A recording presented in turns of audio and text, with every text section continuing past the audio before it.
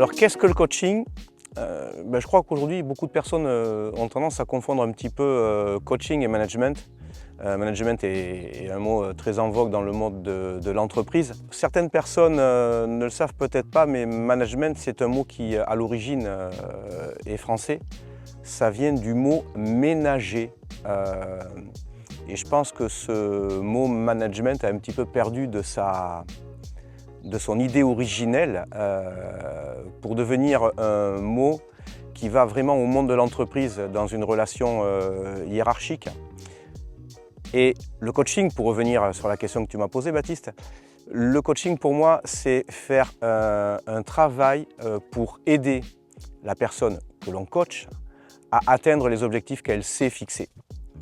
Pour moi, c'est vraiment ça, le coach, c'est quelqu'un qui va écouter la personne qu'il a en face de lui, qui va comprendre ses besoins et qui va mettre en place tout ce qu'il faut pour lui faire prendre le bon chemin pour atteindre ses objectifs, pour lui donner la motivation complémentaire quand il y en a besoin, pour l'aider à trouver la meilleure des organisations pour lui. C'est du cousu humain en fin de compte, le coaching. Voilà, je pense que c'est vraiment ça, le coaching, c'est apprendre de l'autre ce qu'il veut aller chercher, ce qu'il veut être, devenir, les objectifs qu'il veut atteindre, et l'aider à trouver ses propres solutions, à lui, pour atteindre ses objectifs. Voilà, c'est la grosse différence pour moi qu'il peut y avoir avec le management. Le coaching s'intéresse beaucoup plus à la personne qu'on a en face de soi, donc à l'humain. Le management, ça va plus être dans le monde de l'entreprise traditionnelle où on va chercher à faire ce qu'il faut aux personnes que l'on va manager pour atteindre nos propres objectifs, ce qui est différent pour moi dans la définition du coaching.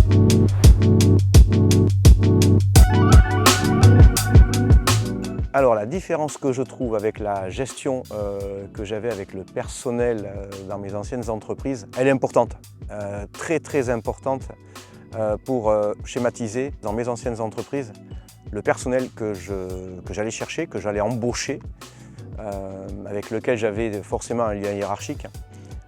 Il était là pour réaliser les tâches que j'allais lui donner pour atteindre mes objectifs.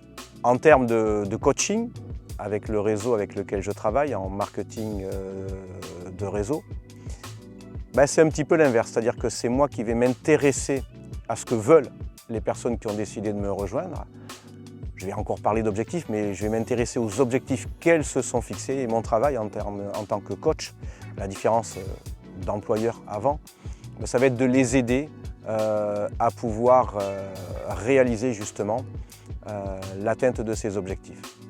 Grosse différence donc entre mon ancienne activité d'entrepreneur quand j'étais dans un réseau, une entreprise traditionnelle, où j'étais chef d'entreprise et je leur demandais de réaliser des tâches pour me permettre d'aller où je voulais dans ma mission entrepreneuriale, avec là, en termes de coaching, où c'est moi qui vais m'intéresser à ce qu'ils veulent et qui vais mettre en place tout ce qu'il faut pour les aider à réaliser ce qu'ils ont choisi d'atteindre.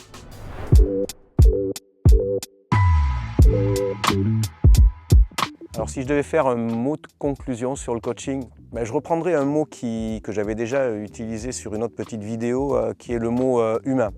En tant que coach, je pense que c'est difficile de pouvoir coacher quelqu'un si on n'est pas sur une relation humaine qui est de qualité. Donc en tant que coach, dans le développement de mon entreprise, de mon organisation, je me dois de trouver des personnes avec lesquelles on a une base commune de valeurs, des gens que j'apprécie, parce que je ne me vois pas pouvoir coacher, donc aider quelqu'un à atteindre ses objectifs si je n'ai pas une envie profonde et réelle de l'aider. Tout doit partir du fond là, des tripes. Vous savez, il y a pour moi un outil dans notre société actuelle qui est très important, c'est le téléphone portable. C'est devenu quelque chose qui va avec notre tenue. Tout le monde a son téléphone portable sur lui en permanence. Le téléphone portable, pour moi, c'est un révélateur. Quand vous avez quelqu'un qui vous appelle, en fonction du nom que vous voyez apparaître sur le téléphone, on a souvent deux réactions. La première, c'est encore lui, on retourne le téléphone et on verra, on rappellera plus tard. Et la deuxième, c'est même si je suis sur un rendez-vous, j'ai un message automatique et je lui renvoie un texto automatique du style « je te rappelle plus tard ». Et ça, c'est important. En tant que coach, difficile de coacher quelqu'un avec qui j'aurais des difficultés à pouvoir bien m'entendre, que j'aurais pas trop envie de rappeler quand il a besoin de moi. Par contre, quelqu'un avec qui j'ai une bonne base relationnelle humaine, quelqu'un avec qui il y a une véritable interaction qui se passe, quelqu'un que j'apprécie, ben là, je pourrais mettre en place tout ce qu'il faut pour l'aider parce que j'aurai au fond de moi une réelle envie profonde de l'aider. Et c'est à ce moment-là, je pense qu'on peut coacher avec la plus grande des facilités quelqu'un. C'est trouver des personnes que l'on a envie d'aider, trouver des personnes avec lesquelles humainement ça match. Qu'est-ce que le coaching? Alors, aujourd'hui, beaucoup de personnes auraient tendance à confondre, je pense, coaching et management. Management qui est... c'est bien quoi. En fin de compte, réfléchis à ce que tu veux dire avant, ce serait mieux. On va remplir le bêtisier un peu.